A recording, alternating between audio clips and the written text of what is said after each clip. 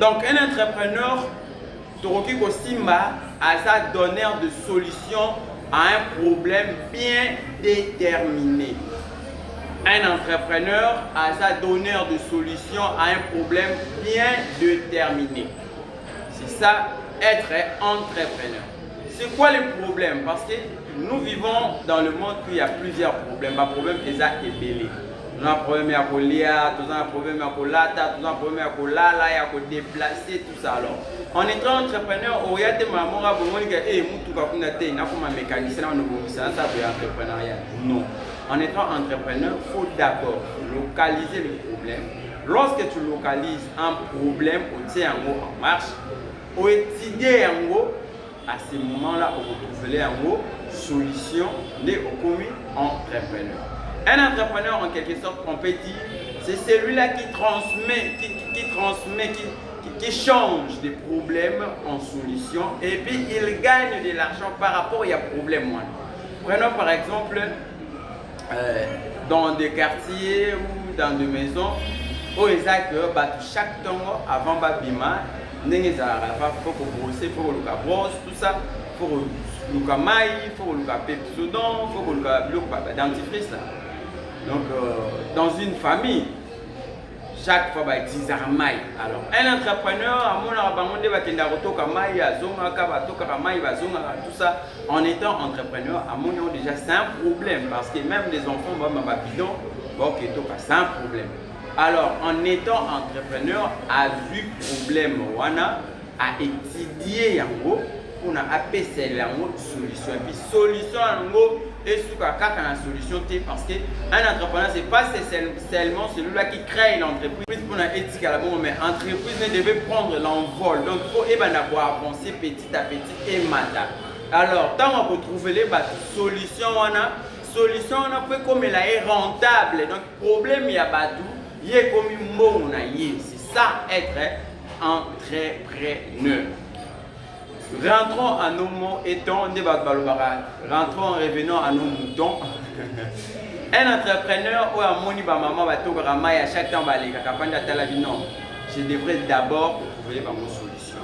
À penser l'eau qu'on a eu pour ça là. Ah pour la maman va dire qu'on comment n'a pas si y a maille. Alors dans ces cas, né à créer forage. Alors, forage, on a atteint un mot pour évaluer la situation où ils sont dans le quartier et s'il y a un problème, il y a un quartier. Mais ce n'est pas dit que atteint un mot pour le si ça problème, il va saler la bombe. Non. Azar atteint un mot pour et s'il y a un problème, il y a gagné un bon. Vous voyez l'esprit entrepreneurial. Il y a gagné un bon en plus, il va trouver solution. Et pour aller plus loin, nous avons dit à forage on a X ou Y côté, bazo taper na X ou Y côté. Donc il faut multiplier, développer les sous-capacités où il y a distribué maï na bateau. Alors bon ça ni baluki maintenant batio, bakomi kokene koti la ba maï ti liboso ya porte en. Vous voyez l'entrepreneuriat place des eaux avancées. Donc c'est ça entreprendre. Entreprendre ce n'est pas dire créer seulement l'entreprise. Ou soit parce qu'il y a plusieurs personnes qui ont été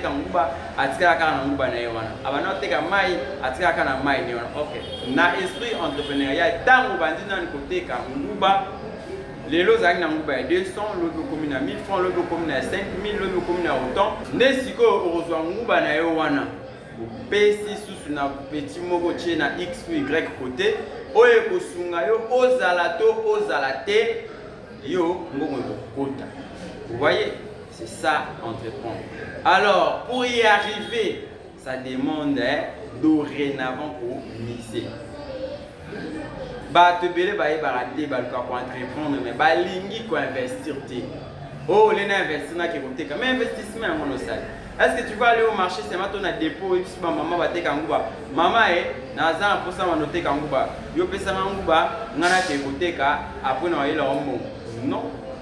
Orokende na mbongo ya liboso ozombi quantité ozanango pour ça au bandi ko sale le bandi ko teka nde bandi ko matisaka yo mukie tu zo avancer mais otikali na capital ni wana. C'est ça être entrepreneur.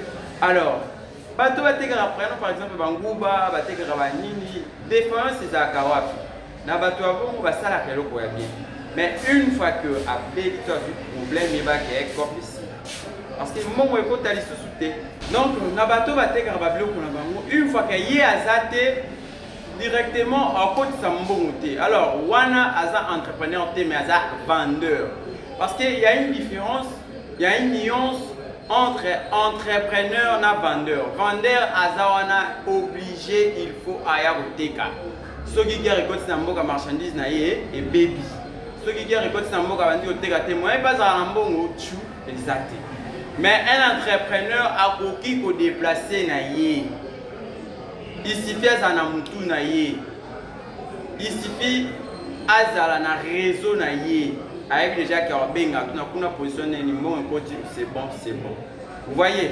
Donc c'est pourquoi nous vous conseillerons d'entreprendre en les places de raisonner d'abord pour vendre. Aujourd'hui, quoi entreprendre n'a pas vendeur. Comment tu peux arriver? Je vais vous expliquer seulement dans l'émission Un jour nouveau parce que tonton Formidable est toujours là pour nous parler de choses trop importantes. Alors, pour entreprendre, essayez d'abord communiser et après avoir communiser, né au bandit pour travailler na katia et le courrier à miser au muselé et par après nous Rwanda pour bénéficier des audiences. Avantage à communiser, ceux qui ont misé ils ont au lieu pour banda kozwa ozo kaka sans calcul les oyango ezoya kaka pendant que ceux qui c'est mon pour banda koteka avec beaucoup de calculs. Donc, ceux qui calculent les attentes dans le monde, donc, ils sont obligés à toucher tellement de bénéfices. Capital, il faut très bien gérer, il faut vraiment qu'on sinon, au pays. Alors, un entrepreneur, cherchez d'abord, il y a comment est-ce qu'on fait pour créer l'entreprise sans pour autant et ça simple. Après avoir commisé, ce qu'il faut savoir maintenant, il faut créer réseau. Pas créer un réseau nini et ça les kambouaki cité. Et ça peut être non, il faut d'abord ça la non non non, c'est pas un problème. Création d'un réseau où ça là que mon toi koyate. Au moins, entrepreneur, mon côté depuis avant d'abima bimate avant d'aller en Europe, comme papa, mon toba qui s'en est à fou. À ça, il a rawa. Quartier, mon malbal, cabal, il va remplacer mon toit ça là. Il y a solo un téléphone. Pour y déjà créer un réseau, naïe, bateau, travailler, là où il y a ça là en coulisses, les autres produire et l'eau comme il y a bien. Les blancs disent que bateau va gagner un bon et belé, et ça va tout à tout. Parce que qui me va prendre ça trop. Bon, bah, parce que prenons par exemple Moutou Kamoko qui a un sac à l'os et wana et qui se 100 mètres. Bâti 1 million de dollars, qui se va sac à l'os pour qu'il coûte 1 million de dollars.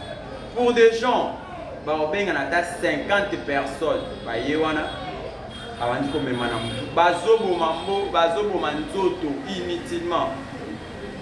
Mais un entrepreneur a reloucanio son attaque quotidien dans le problème. À telle place, moutou kalo spéciali. À telle tronçon, on a n'engeni les allées. A ouvi que le cabrouette. Aïe justement la brouette, mon corps est ça qui a remonté 10 sacs à l'eau soit